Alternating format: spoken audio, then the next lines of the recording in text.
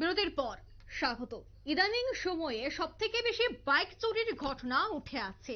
প্রায় প্রতিনিয়ত বিভিন্ন জায়গা থেকে বাইক চুরি হচ্ছে। সেই অভিযোগ শুক্রবার উঠে এসেছিল। শুক্রবার গভীর রাতে লেফুঙ্গা থানার অধীন একটি জায়গা থেকে বাইক চুরি করে নিয়ে যায় চোরের দল, যার নম্বর TR01AU5443। এবং সেই বিষয়ে যখন বাইক মালিক থানায় একটি মামলা দায়ের করে, তারপরই আজ সকালবেলা কোনাবন এলাকা থেকে মধুপুর থানার ওসি গোপন খবরের ভিত্তিতে এলাকার জনগণের সহযোগিতায় একটি জঙ্গল থেকে সেই বাইকটি উদ্ধার করে আগামীকাল বিশালগড় মহকুমা আদালতে তা প্রেরণ করা হবে। মাত্র 48 ঘন্টার মধ্যে সেই বাইকটি উদ্ধার করে সাফল্য অর্জন করেছে মধুপুর থানার পুলিশ। কি বলছে তারা, প্রথমেই শোনাচ্ছি। চুরি যায় লেম্বুছড়া এলাকা থেকে, ওয়েস্ট ডিস্ট্রিক্ট। তো আমরা ওই মারফত গোপন সূত্রে খবর আছে যে কোনাবনের দিকে এই বাইকটি আসছে। সাথে সাথে আমরা ওখানে এম্বুসে বসি এবং বাইককে আমরা উদ্ধার করি। বাইকটির নাম্বার TR01AU5443। আপনার কি মনে হচ্ছে বাইকটিকে চোর বাংলাদেশ ছিল নাকি?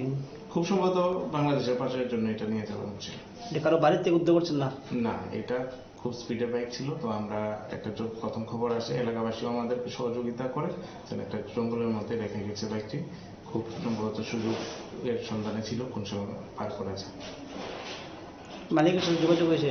এটা আমরা সাথে সাথে সিজ করেছি। আগামীকালকে কোর্টে এটা প্রডিউস হবে এবং যতটুকু জানতে পেরেছি লেম্বুছড়াতে মালিকের।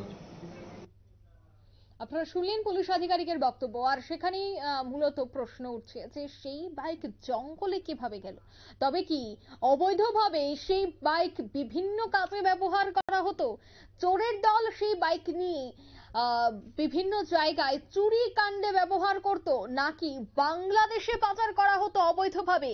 এই বিষয়গুলি কিন্তু উঠে আসছে। কেনই বা জঙ্গলে নিয়ে রাখা হয়েছিল বাইকটি, এই বিষয় নিয়ে কিন্তু এই প্রশ্ন প্রথম নয়, এর আগেও বহুবার এই ধরনের প্রশ্ন উঠেছে। কিন্তু কারা এই ঘটনার সাথে যুক্ত এবং কেনই বা জঙ্গলে নিয়ে রাখা হয় বাইকগুলো, এই বিষয় নিয়ে ইতিমধ্যে পুলিশের তদন্ত করা খুবই প্রয়োজন বলে মনে করছে শুভবুদ্ধি সম্পন্ন সাধারণ জনগণ। নিয়ে নিচ্ছে এবার ছোট্ট একটি বিজ্ঞাপন বিরতি, সঙ্গে থাকুন।